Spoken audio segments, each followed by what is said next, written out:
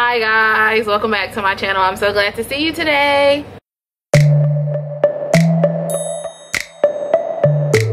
I have been meaning to talk about this for a very long time, especially since it happened. I'm not sure why I haven't taken the time to sit down and share with you guys, because I think that it is very important.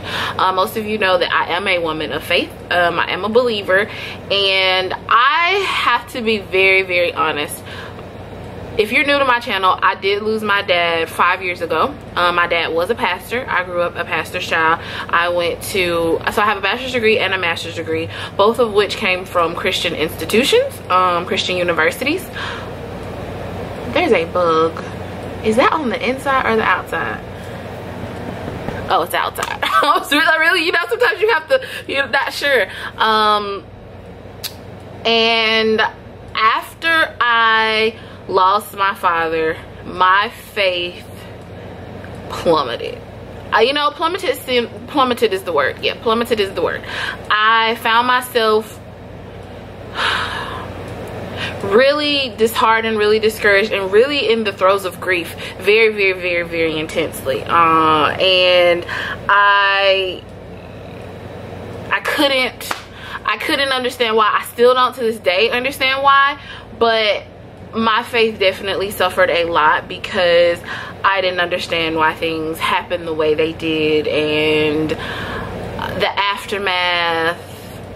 I don't even want to really get into why, but the moral of the story is my faith definitely took a hit, and it has taken me a long time to kind of find my way back, to seek out God for myself. And I think one of the things about people that grow up in the faith, people feel like, well, your parents kind of decided that for you. That's something that you were forced to believe. And I will say that, I guess I never really thought about that until this moment. I will say that the struggle of my faith and having to go through so much confirmed so many things for me. I had to do those things for myself. I had to have the questions for myself. I had to seek out God for myself. And not that I hadn't done that before, but it was just a more substantial journey after going through something so tragic. I don't know if that makes sense to anybody else, but I think about Paul. And not that I am in any way, oh God, this sounds really bad. Not that I am in any way equating my struggles or my journeys to the things. Somebody just drove by really, really, really loudly. Not that I'm equating my struggles or my journeys to anything, but I think that some of the strongest people of faith are the ones that have endured the biggest battles. So yeah, that's just kind of where I'm getting in with this. But I found myself in situations that I thought that I would never be in. I found myself compromising myself in ways that I never thought I would, and that's because my faith was challenged. That's because my faith was weak. And when we are in these situations, we compromise ourselves, and I don't have a problem admitting that. So I say that to say how we got to this situation. So I have been in my career now. This is year 8. Yeah, this is year 8. I started at 24. Did I? This is year 9. No, I started at 20. Hold on. I graduated from college at 21, and then I got my master's degree and I graduated at 23. So I started at 24 because I turned 24. Yes, so I have been in my field now 8, almost, I don't know, 8 or 9 years. Don't ask me, I might have those numbers wrong. So I've been in 2 different industries within my field. I have always worked within my field, but I just started to feel like I needed something different. And I don't even know how to explain the situation. So there's an industry that I really, really love, which is a departure from what I do now, but I really, really love it, and it was kind of my dream job. Honestly, it was somewhere that I would really, there's a wasp, it was somewhere that I would really, really, really, really, really love to work. And there came an opportunity came about for a new company that was being founded within my state. So the announcement was made that there was a new company coming to my state that was honestly my dream, and I stalked. I kid you not, I stalked their website waiting to see if they were going to have or when they would post opportunities in my field, particularly a higher up position, because now I've been doing this for a long time and I'm credentialed. You hear me? Okay, sorry. I have those moments, but I was like, you know what, I'm award winning. I should be able to do what I want to do in myself, in my flesh, you know. But I think that God really took this this thing that I decided I wanted to really teach me and really show me and really strengthen my faith in him. So after a couple of months of kind of stalking their site, they did post a position that was very, very, very attractive to me. I applied. I went through there were so many things that happened that genuinely felt like this is something that God was leading me to, and it was. Every step of the way there were all these confirmations that yes, this is what God is telling me to do. Those things were real. I'm not denying there were people who were, you know, so many things were falling into place. There were people that were confirming things for me that they didn't even know they were confirming, and I realize now why. So I get the offer. I am getting ready to submit my resignation, and I decided, you know, I had really been struggling with faith and prayer had become really hard, but I decided, you know what, I'm going to go into a period of just prayer and fasting, and I need to know.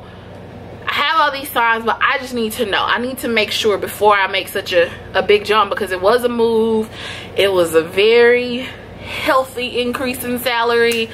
And so I did. I went into that period, and the day that I got ready to turn in my resignation, I very clearly heard a voice say, "Would you trust me if I brought you this far and brought you to what you want if I told you to turn away?"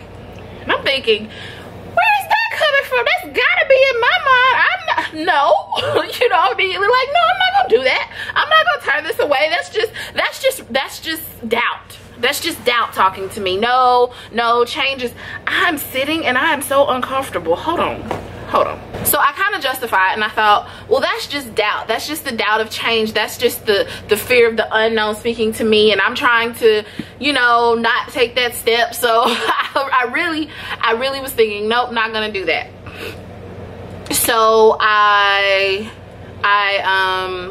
was walking down to turn in the letter, and my heart, like I could feel it in my heart. I could feel it in my heart that I was about to have a battle. I just knew that I was about to have a battle. Long story short, I can't really tell the details because that's just personal, but I went to turn in my resignation, and some things happened that confirmed the voice that was in my head. There were some things that made me not completely turn in that resignation. That's hard to say, but I then had some time to think about it, and I remember I was on a shoot, because I do work, I'm in video work sometimes, so I was in a shoot, and I walked out the building, and there was the same exact voice that said to me, say no, turn it down. I'm telling you now to turn it down. That's paraphrasing. That's my human self saying what was said to me, and I'm thinking, God, I have come this far. I cannot turn this thing down. And it was just like, trust me. And I'm thinking, trust you? This is more money. This is a higher position. This is a new place. I thought you were leading me to it. Yes, but now I'm asking you to trust me and say no. And I did. Fast forward to now. Now this year, looking back, I hope this doesn't sound incredibly disjointed, but now looking back, coronavirus happened. The place that I was going to be working never opened. They still haven't opened. Don't know when they're going to open, because the industry that they're in is in phase, I don't even know what. The construction had to be halted, so it's not complete. And all the people that were working, or many of the people, have been laid off. So God can see ahead to what was going to happen. Me and myself, I'm thinking, I'm turning this down. It's going to be so great for me. I could have been laid off at this point in my life. I couldn't see what was in the future, but God could. And he asked me to trust him. So in trusting him, I trusted in his omnipresence. he knows what's in store for us. If we only just trust him, he will protect us. So God protected me from that situation. And I wonder, had I not trusted him, where would I be? So my camera's about to cut off, but I just honestly wanted to share that with you guys. If there's anything in your life that God is asking you to trust, even if it's something that he brought you to and now he's telling you to let go, will you trust him enough to say no? You know, it's a lot of times it's really easy to trust to say yes, but will you trust him in the no's? So that's what happened. And I sit here now working from home, able to protect myself. I sit here now still paid, still able to provide, still able to have a livelihood because I trusted. And there a few years ago, in the middle of my grief, in the midst of my trials with my faith, I don't know that I could have. So if you have strayed away, I urge you to seek God out again, to strengthen your faith again, because man, there are no words. But anyway, my camera's gonna shut off. Peace and love, guys. Love you so much. Bye.